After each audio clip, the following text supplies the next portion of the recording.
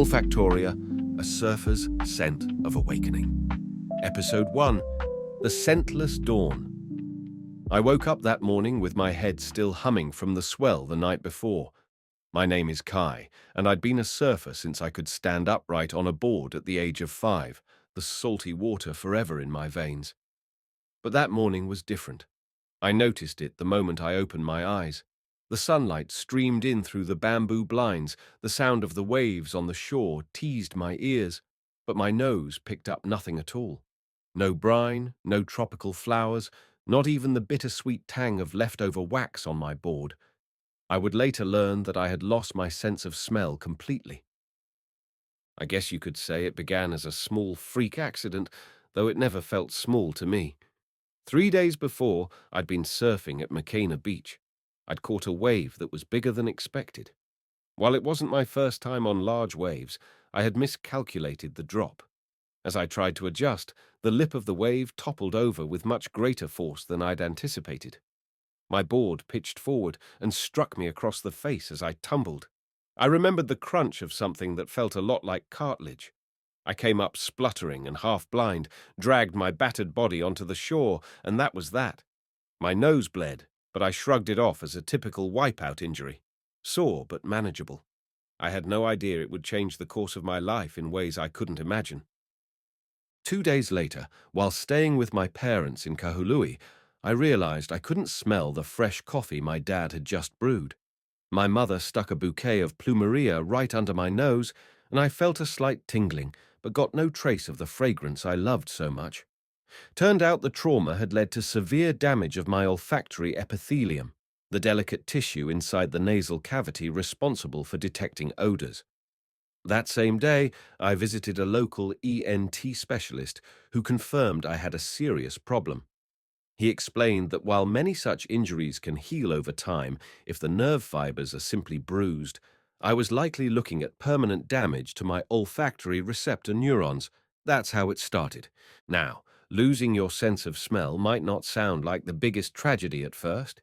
It isn't blindness or deafness. You can still taste sweet, sour, bitter, salty, but not the complexities that come from aroma. You can still surf, though you lose the bracing smell of the sea. You can still see your loved ones, but can't catch the comforting smell of their familiar perfume, their natural skin scent, or the warm, intangible essence that makes them who they are. For me, it was a silent devastation, a stolen dimension of my existence that I had always taken for granted. For 6 months, I lived in a blank, odorless world. My parents were supportive, offering the best medical care money could buy. Mom, originally from a prominent business family in California, had never hesitated to tap into the family wealth for medical solutions.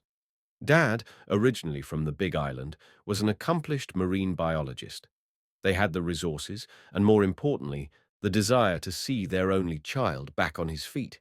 Yet every specialist, from top ENT surgeons to alternative medicine gurus, couldn't restore what was lost. And then one day, an unusual opportunity arose. My father's colleague, Dr. Cassander, a neuroscientist who specialized in experimental gene therapies, was involved in a cutting-edge research program. They were testing out a novel approach to olfactory regeneration, a procedure that combined stem cell transplants with CRISPR-Cas 9 gene editing to help the body rebuild its olfactory epithelium. The technique aimed to reintroduce functional genes and coax the regrowth of the supporting cells, receptor neurons, and even the underlying neuronal connections to the brain's olfactory bulb. The approach was promising in theory, but had never been tried on a human subject with my specific pattern of injury. I was too eager to care about the risk. I missed the smell of the ocean. I missed the scent of a waxing tropical dawn. I agreed to the surgery with naive excitement, spurred on by the faint hope that I could be normal again. Just normal was all I asked. The night before my procedure, I was filled with an odd combination of dread and excitement. In a quiet hospital room, I stared out at the half-moon lingering above the city. If you'd told me that by the end of this journey I'd stand on remote beaches across the globe, forging strange connections to creatures who lived in realms we can scarcely imagine, I would have laughed you out the door. At that moment, I just prayed for a second chance at smelling my morning coffee. Surgery day arrived. I was wheeled into an advanced facility that looked part laboratory, part operating theatre. Fluorescent lights buzzed overhead. Dr. Cassander gave me a reassuring smile, his lined face suggesting wisdom tempered by scientific obsession. A large array of monitors glowed with images of my nasal cavity, cross-sections of my skull, and the labyrinthine pathways of the olfactory nerve. The basic premise was that they would inject a specifically engineered virus carrying the corrected genetic instructions into my nasal cavity. The virus would then infect the existing stem cells near the olfactory epithelium, thereby reprogramming them to regenerate the damaged tissue. Simultaneously, they'd graft lab-grown progenitor cells to accelerate tissue repair. Medically speaking, it was like planting seeds with new DNA instructions to sprout a brand new garden of receptor neurons. They gave me a local sedation combined with intravenous anesthesia. Before everything went black, I remember the beep of the heart monitor, the cold metal of the operating table, and the strong, silent wish that I'd soon be able to smell anything, absolutely anything, again. When I came to, my nasal passages felt raw, as though someone had taken a wire brush and scrubbed them from the inside out. My face was bandaged in a way that made me look like a cartoon mummy. The nurse, a kind-eyed woman, told me the procedure had gone as expected and that Dr. Cassander would be in to see me soon. There was no immediate difference, of course. My sense of smell was still nowhere to be found, and I sank into the hospital bed with a sense of growing despair. However, over the next few days, something began to shift. At first, it was just a faint tingling in my nasal passages, then fleeting phantom scents that I couldn't quite identify. 2 weeks post-op, I woke up in the middle of the night overwhelmed by the pungent smell of antiseptics that saturated my hospital linens. I took one deep, trembling breath, tears springing to my eyes. To smell anything, even something so sterile and unpleasant, was a miracle. I called the nurse's station and babbled incoherently, my words tumbling out in excitement. "I can smell! I can smell something!" She came in, her eyes alight with curiosity, handing me an alcohol swab. I sniffed it and nearly recoiled from the intense chemical sting that shot through my nostrils. There was a strange clarity to it, like my nasal passages were picking up the odor at an intensity I'd never encountered before. But I was too overwhelmed with joy to consider the implications of that clarity. After nearly a year living in total olfactory silence, the smell of hospital sanitizer was like a greeting from heaven. Over the following days, the phenomenon of super-intensified aromas only got stronger. At first, I thought I was just hyper-aware because I'd been deprived for so long. But objective tests quickly revealed I was far exceeding normal human parameters. They'd place vials of solutions containing odorants at extremely low concentrations in a double-blind test. Not only could I detect them at levels no unaltered human could, I could even differentiate between complex mixtures of compounds. If you opened the hospital window and the breeze carried the faintest smell of a distant food cart on the street corner, I could name the brand of cooking oil or the spice blend in the marinade. My doctors watched in open-mouthed astonishment. Incredibly, the modifications they'd made had also upregulated certain genes typically expressed in canine olfactory receptor cells. This phenomenon wasn't purposeful. The gene vectors they had used were borrowed, in part, from mammalian models like canines, pigs, and rodents, which have far better olfactory acuity than humans. Some quirk in my immune or genetic system let those bits of code integrate unexpectedly, giving me a capacity that was not only restored, but profoundly enhanced. The improbable, borderline impossible, had happened. I could smell at levels comparable to, or even beyond, that of a well-trained scent dog. If you think about it, our sense of smell, like all senses, is partly about the raw data the body picks up, and partly about how the brain interprets it. In my case, not only were my receptor neurons supercharged, but my olfactory bulb and higher cortical regions were also reorganizing themselves to process the flood of odor signals. Areas of my brain that previously sat idle or were dedicated to other tasks seemed to be recruited to handle this unprecedented input. My entire sensory gating mechanism had changed, leaving me with an almost constant state of heightened awareness. At first, it was exhilarating, but it was also terrifying. The hospital suddenly reeked of ammonia, harsh cleaning chemicals, and the pungent undertones of human bodily fluids. I could sense the distinct smell of the nurse's shampoo or the faint whiff of coffee from 3 floors below. My world was no longer silent. Instead, it was roaring with smells, some wonderful, many overwhelming. It was like listening to an orchestra at maximum volume day and night. I realized I had to adapt or go crazy from the onslaught. My parents, supportive as always, checked me out of the hospital and brought me to a quiet seaside retreat to recuperate. I spent hours practicing. Just as a child might learn to walk, I learned to pass smells, to tune out the background, to focus on what I wanted to interpret. Slowly, I gained a measure of control. This was the birth of a new chapter in my life, one I would look back on with gratitude, even though it was a roller coaster of mental, emotional, and spiritual upheaval. But I had no idea just how far this path would lead. Episode 2. A World Alive with Scent. After my discharge, my parents arranged for me to stay in a small cottage by the ocean. I needed space, quiet, and the comfort of waves. My first love, my forever companion. The day I arrived, I stood on the shore with my board at my side. I inhaled the ocean breeze deeply, the first time in almost a year that I could truly appreciate that distinct marine perfume. Sea salt, decaying kelp, fish oils, and 1,000 subtle variations that tickled my nostrils. But it wasn't just a pleasant whiff. The details poured in with kaleidoscopic intensity.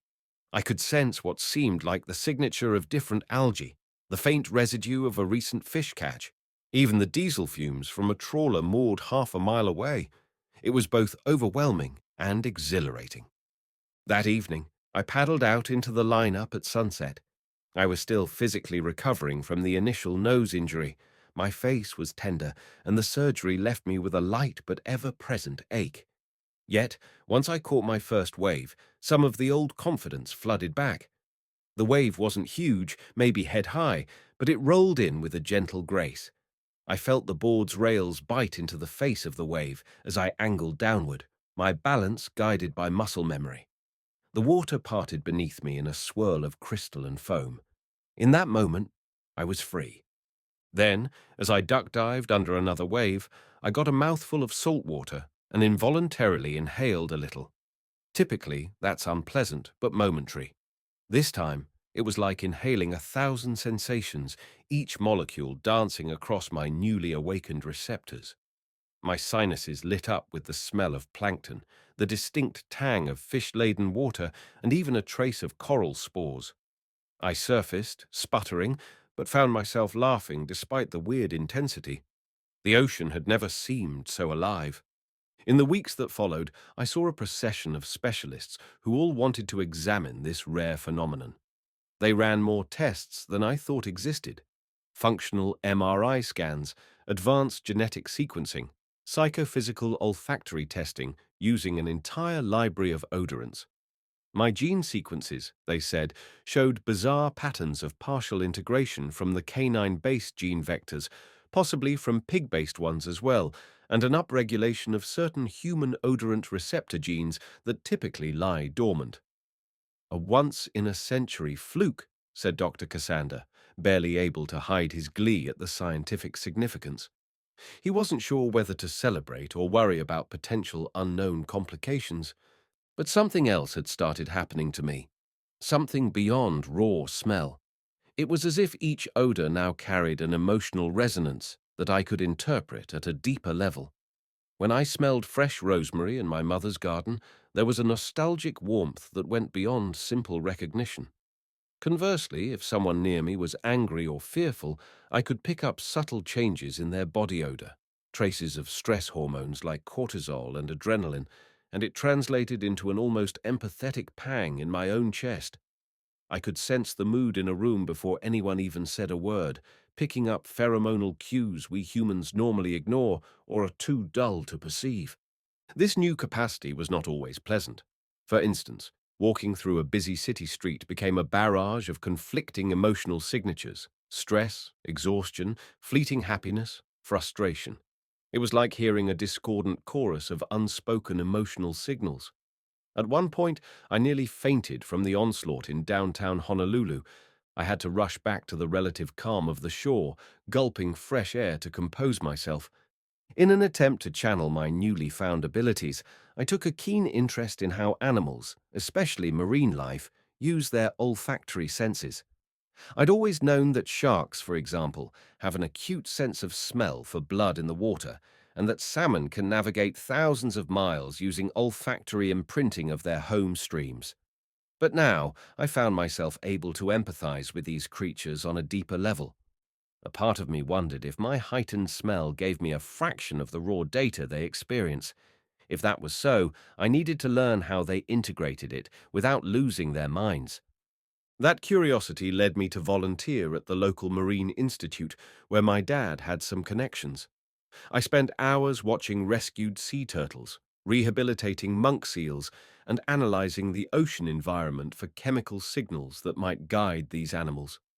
It was around this time that I also began to notice how my supercharged smell influenced not only my perception, but also my communication with living things. One day, I was monitoring a rescued spinner dolphin named Maka, who had been brought in for a nasty entanglement wound. As I approached the tank, I could smell her fear, this mix of acrid stress hormones. But I also smelled something else, a curious sweetness that would fluctuate whenever she made eye contact with me. I moved closer, speaking to her in a soothing voice. I don't know if it was purely the tone of my voice or if I was somehow giving off my own calming chemical signals, but Marka relaxed, exhaling a burst of watery breath that was pungent yet strangely gentle. I felt this wave of empathy wash over me. It was as if my sense of smell had become a direct channel for empathy, bridging the gap between species. When my father heard about these experiences, his eyes lit up with the same excitement that had often filled them when he told me about new marine discoveries. "Kai, you might have a gift here," he said. "If you can truly smell the emotional states of animals, who's to say how far that might go?" I soon found myself itching to go further afield, to test the boundaries of what I could learn and how I could use this ability for a broader purpose. The ocean's wonders beckoned from beyond these shores, from places where exotic marine life thrives in ways most of us rarely witness. I wanted to see how orcas coordinate hunts across thousands of miles, or how whales navigate entire oceans, possibly by following faint chemical trails. My father, thoroughly intrigued and also cherishing my well-being, pulled some strings to set me up with research contacts worldwide. My mother, always supportive, agreed to finance my travels through the family's wealth, an inheritance that I had never really used for much beyond a surfboard collection. So, at 23, newly armed with a superhuman sense of smell and an insatiable curiosity, I packed a bag filled with surf gear, a few scientific instruments, notebooks, and the unwavering desire to explore. My itinerary was a patchwork of marine laboratories and coastal regions across the globe, the reefs of Australia, the Galapagos Islands, the fjords of Norway, and beyond. But as excited as I was about the scientific insights, there was another dimension to my quest. My heightened smell had started to hint at a layer of existence that went beyond biology. I felt something spiritual stirring, an almost mystical connection to life's hidden frequencies. Call me crazy or call me awakened, but I sensed that if I kept following these trails, I might find a deeper truth about consciousness itself. Thus began my odyssey, one that would open my eyes and nose to the interconnected tapestry of life on Earth, leading eventually to a remote island in the Pacific and a lost tribe who shared a mutation eerily similar to mine. But I'm getting ahead of myself. For now, I stood on a plane bound for Sydney, surfing magazines stuffed in my backpack, adrenaline coursing through me. The world was about to smell a whole lot more interesting. Episode 3. Across the earth on the scent of truth. My first stop was Australia's Great Barrier Reef. I partnered with a marine research station near Cairns that specialized in coral ecology and fish behavior. I wanted to see if my nose could pick up on the chemical signals used by fish and corals to communicate stress, mating readiness, or territory. Ironically, the idea of a fishy smell had always been something of a vague category for me. Now I could pick apart the swirling odors of different fish species, detect a reef teeming with various algae, and even smell the telltale signature of coral bleaching, an acrid, almost metallic scent that left a sour feeling in my gut. I spent days diving among the reefs, occasionally wearing a specialized rebreather so I could stay under longer. Underwater, the sense of smell is tricky for humans, but I seemed able to process waterborne chemicals more effectively than before. Granted, it was nowhere near as crisp as what I could do in air, but it was still remarkable. I found myself particularly attuned to the changes in water chemistry when large predators like sharks were nearby. The water itself seemed to carry their presence in a chemical aura, a swirl of amino acids, blood traces, or stress hormones from prey fish. During a group research outing, Dr. Clara Hammond, a coral ecologist, tested my abilities. She teased me in her no-nonsense Aussie accent. "All right, Wonder Boy, can you tell me if that black-tip shark is still lurking around?" I dove beneath the surface, inhaled a bit of the water near the boat, and tasted a hint of an oily bitterness that I'd begun to associate with the presence of certain shark species. Sure enough, about 60 meters out, I glimpsed the faint silhouette of a blacktip cruising in the blue depths. Dr. Hammond nearly dropped her data slate in astonishment. "Right, that's not normal," she muttered, half amused, half disturbed. For her, I was both a colleague and a living experiment in human potential. But it wasn't all seriousness. There was plenty of wit in my day-to-day. I found myself joking with the interns. "At least you guys will never have to worry about having leftover stinky laundry around me. I'll find out in seconds." And in truth, it became a running gag. I'd walk into a room, sniff, and say something like, "Who microwaved tuna an hour ago and tried to cover it with air freshener?" The interns would roll their eyes, but it broke the ice. After about 2 months in Australia, I hopped over to Indonesia, chasing world-class waves and visiting marine sanctuaries. My sense of smell there was assaulted by the richness of the air. Cloves, chili peppers, diesel fumes, sweet night-blooming jasmine, the musk of crowded markets, and the rankness of garbage in the gutters. Learning to filter the overload tested my mental stamina, but as I gained more mastery, I noticed I could slip into a kind of focused mode, where I honed in on a single odor stream and blocked out the rest. It reminded me of how photographers describe focusing on a subject and letting everything else blur in the background. During this time, a realization dawned on me. Smell is an intimate sense. When you smell something, you're literally taking molecules of that thing into your body. It's a form of communion, merging the external world with your internal chemistry. Animals likely experience this communion more vividly than we do, influencing behavior, survival, and even social connections. Driven by that insight, I traveled next to Norway, where I joined an orca research project in the fjords. Orcas rely heavily on echolocation and hearing, but they also have a surprisingly developed olfactory sense for certain tasks. I was there primarily to observe them and to see if I could glean additional layers of understanding from the environment they inhabit, like whether the chemical signals of large schools of herring change when orcas are near, or how maternal orcas might exude a distinctive pheromone around their calves. Standing on a boat in a snow-dusted fjord, wearing thick thermal gear, I closed my eyes and inhaled the crisp Arctic air. I could smell the cold in a way I never had before, an absence of typical microbial or fungal activity that you'd find in warmer climates, replaced by a clean clarity edged with brine. I also caught the faint fishy tang of a massive herring school somewhere beneath the surface, their combined bodies releasing oils that percolated up through the water column. One frigid morning, we spotted a pod of orcas in the distance. dorsal fins slicing the surface like black daggers. Without warning, my nose was hit by a wave of what I can only describe as raw, primal energy. The orcas were excited, likely corralling the herring into a bait ball. As I inhaled deeper, I detected a spike in the fishy odor, laced with a metallic tinge, blood, perhaps, from the initial strikes. My heart pounded, as if I could feel the hunt playing out even before seeing it. Sure enough, moments later, the water churned with orcas darting in and out, feasting on the corralled fish. It was in Norway that I had my first major epiphany about the broader potential of my heightened ability. Observing the orcas, I realized that their sophisticated communication and group coordination is aided by multiple sensory modalities: sound, sight, perhaps a complex reading of the water's chemistry. Humans often limit ourselves, living mostly in a visual realm. But if we can tap into these other senses, or at least appreciate their importance, maybe we can forge deeper connections across species. Perhaps empathy isn't just an emotional construct, but a sensory one.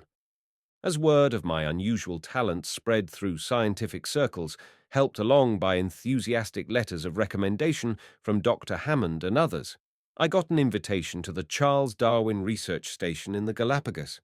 They wanted to see if I could help study certain rare seabirds that rely heavily on olfactory cues when foraging across the open ocean. My parents, ever the supporters, arranged a flight and a boat charter, and before long I found myself in that fabled archipelago, a land of ancient reptiles and evolutionary wonder. The Galapagos was otherworldly.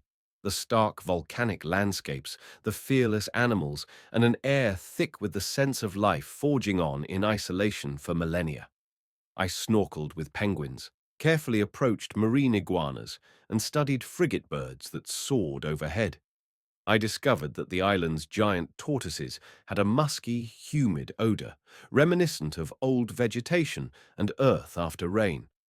During this period, a recurring question began to haunt me. What is the ultimate purpose of this new sense?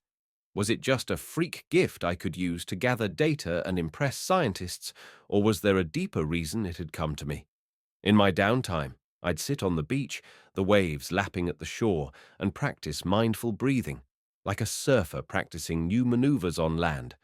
I'd inhale slowly, sorting through the tapestry of scents, letting them guide me into a reflective state. That's when I noticed something intangible but powerful, a thread of connection linking all living things. I can't quite describe it, but it felt like the living essence of every creature formed a grand symphony of life, and my nose was the newly opened gateway. I recorded these thoughts in my journal, blending them with notes on the medical side of my condition. I still had monthly remote checkups with Dr. Cassander, who was monitoring potential side effects. My immune system, for instance, was functioning normally, but there were hints that my endocrine system was shifting, probably due to the constant flood of olfactory stimuli affecting my stress and emotional regulation. My MRI scans revealed further neuroplastic changes in my limbic system, the emotional core of the brain that's intimately tied with the sense of smell. I was, in a sense, becoming a different version of myself, not just physically, but psychologically. It was then that I received a mysterious email from a researcher named Dr. Elena Moritz, an anthropologist who specialized in isolated tribes in the Pacific. She had heard of my travels and said she knew of a remote island where a small indigenous tribe possessed a remarkable mutation that granted them an enhanced sense of smell. Even more intriguing, they had a spiritual tradition that revolved around scent. It may be relevant to your own journey, she wrote. If you're interested in exploring, I can guide you there. Funding might be an issue, but from what I understand, that won't be a hindrance for you. I stared at the message, heart pounding. Was this the next step?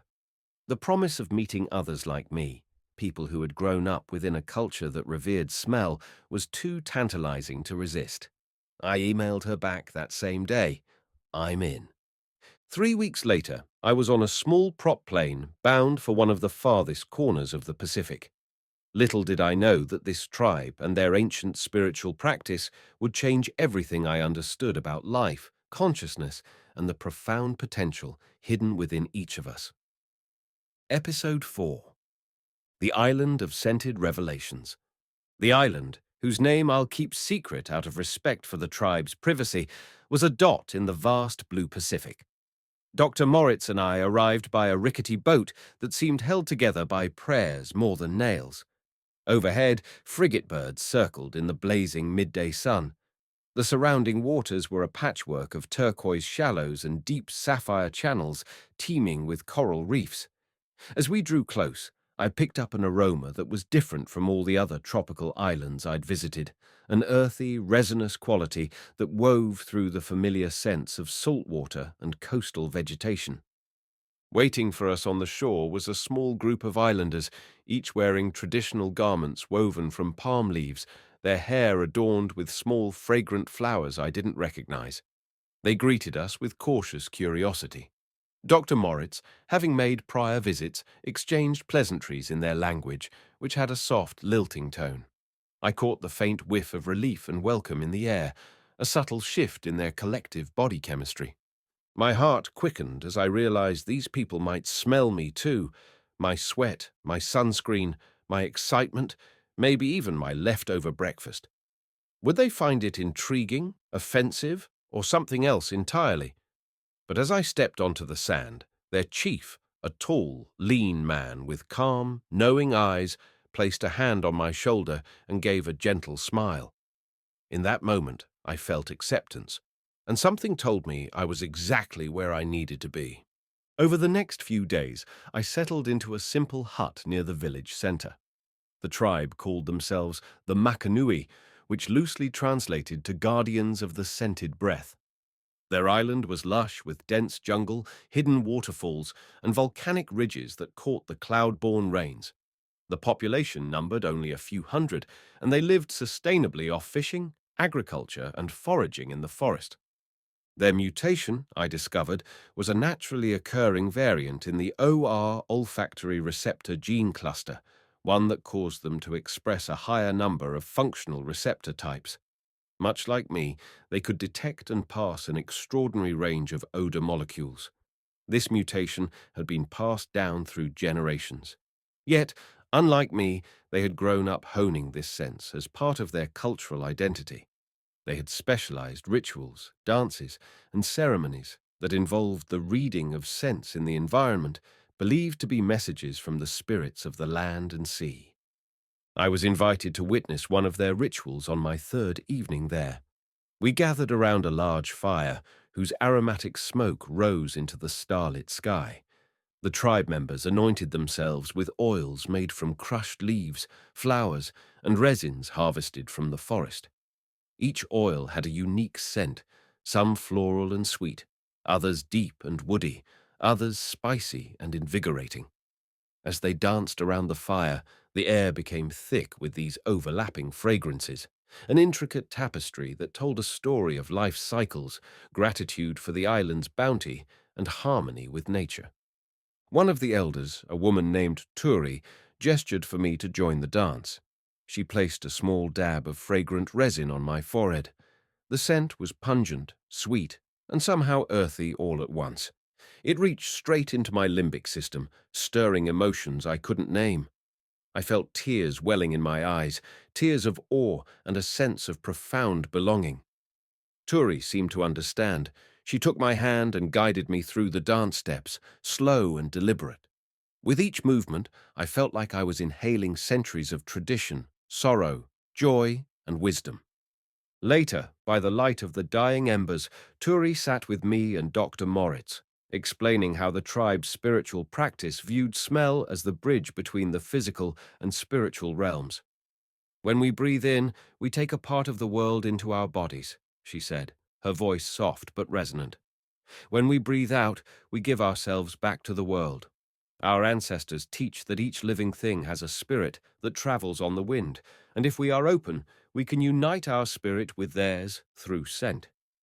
I was captivated and also deeply curious about the practical side of their daily life. Over the following weeks, I spent time fishing with the men, foraging with the women, and learning how they navigated their environment using scent as a guide. For instance, They could determine if certain fruits were ripe, not just by color or touch, but by the faint shift in ethylene and other volatiles the fruit released. They could track animals through the jungle by picking up the subtlest traces of their musk. Their sense of smell was so entwined with their culture that even their language had a vast vocabulary for describing olfactory nuances, a far cry from our usual minty, rose-like, or burnt descriptors. One day, the chief invited me to participate in what he called the Path of the Ancestral Breath. This was an advanced ritual that only a handful of tribe members undertook. The purpose was to embark on a sensory pilgrimage through a secluded part of the island's jungle, inhaling specific resinous smoke at intervals to open one's mind to the deeper layers of consciousness. The journey began at dawn. The chief, Turi, and I made our way into the dense forest, guided by narrow trails that wound through giant ferns and towering banyan trees. The sunlight filtered in patches, illuminating swirling motes of pollen and dust. Every so often, we stopped at designated spots, a certain clearing, a large stone etched with patterns, or a hidden spring.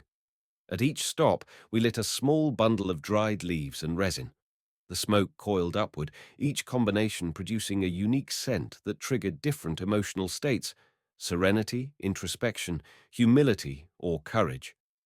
By midday, I was in a kind of meditative trance, my brain saturated with the rhythmic drumming of insects and birds, the gentle rustle of leaves, and the continuous swirl of scents weaving through the humid air.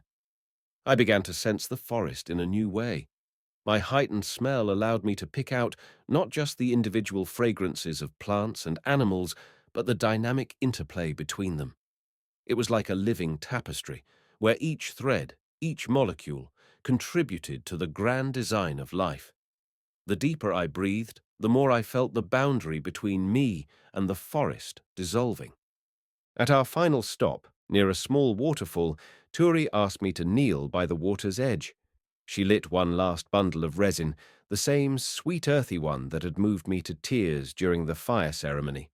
As I inhaled deeply, waves of memory and insight flooded me. I saw images from my life, my childhood surf lessons, the moment I lost my sense of smell, the hospital bed, the first pungent whiff of disinfectant that signaled my regained sense, the faces of dear friends, the countless creatures I'd encountered on my travels. But now these memories were infused with new meaning.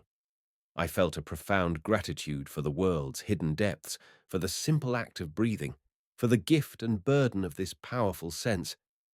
Then came a surge of clarity, a realization that empathy is more than an abstract concept. It's a physiological exchange. We take in each other and the environment with every breath. This extends beyond humans to all living things. We can sense each other's joys, fears, and needs if we open up to the signals that are all around us, signals we were perhaps meant to perceive in some deeper capacity. When we returned to the village that evening, I knew something inside me had shifted irrevocably. The tribe welcomed us with warm smiles, offering bowls of fresh fish stew seasoned with fragrant herbs. As I ate, the flavors burst across my palate in a riot of complexity, each taste telling the story of the island's soil, water, and caretaker hands. The meal felt sacramental. I decided to stay a few more weeks, immersing myself in the tribe's daily life, forging a bond that felt as close as family. In that time, I came to understand their deeper philosophy. Smell is spirit, breath is life, harmony is wholeness. It was a worldview that not only resonated with my heightened sense, but also made me see how impoverished modern civilization can be when it dismisses the full breadth of sensory and thereby spiritual experience. Eventually, the day came when I had to leave.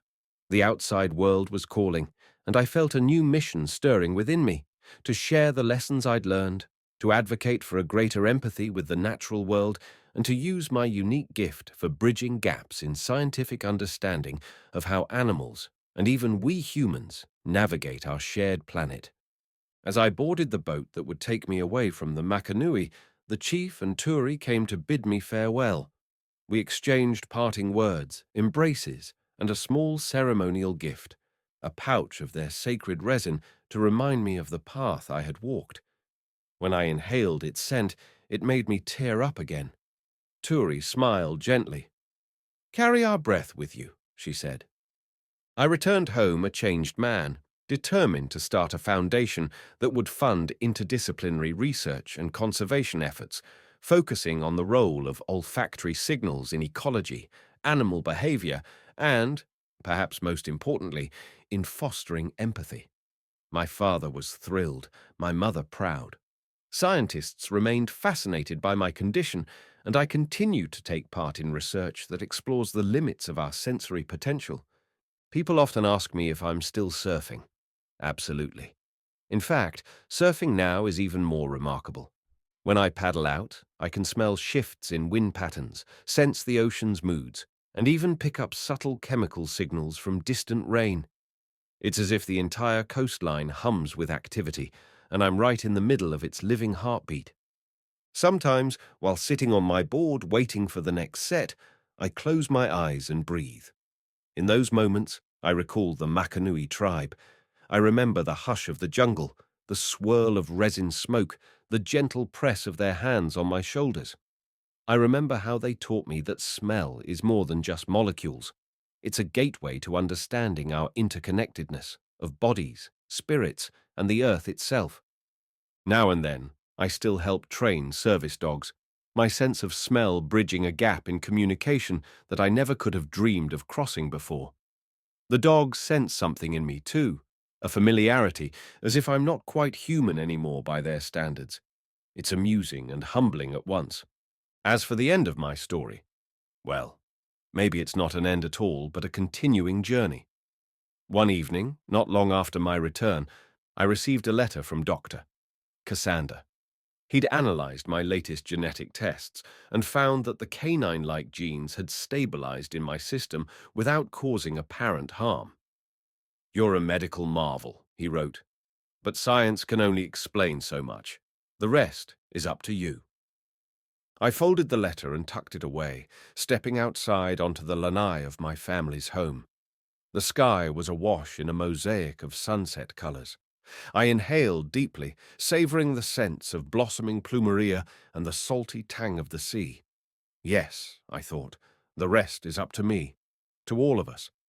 In that breath, I felt the presence of everything. The distant reef fish, the memory of the orcas in the Norwegian fjords, the call of the Galapagos penguins, the silent watch of the Makanui tribe, and the entire living swirl of creation. It's all there if we just open ourselves. And in that moment, I realized that while my nose may be extraordinary, the true magic lies in the awareness that any sense, taken to its fullest, can lead to a kind of enlightenment, one that beckons us to become more empathic, more alive, and more at peace with the vast mystery that envelops us. I don't know exactly where this path will take me next, or how the world might change if we all learn to smell a bit deeper, to sense each other's essences more intimately. But I do know that my journey started with a wipeout, a seemingly senseless accident that turned out to be the catalyst for everything that came after. Life, in its infinite complexities, always leaves room for the improbable, the bizarre, and the awe-inspiring. And so, here I stand with surfboard wax under my nails, the smell of the ocean in my hair, and a quiet faith that we can rediscover the primal bonds that connect us, not just to each other, but to every living thing. That's the surprising truth I found in the depths of a sense most people overlook, that within the invisible realm of scent lies a doorway to empathy, understanding, and harmony, and it's a doorway that once opened never really closes again.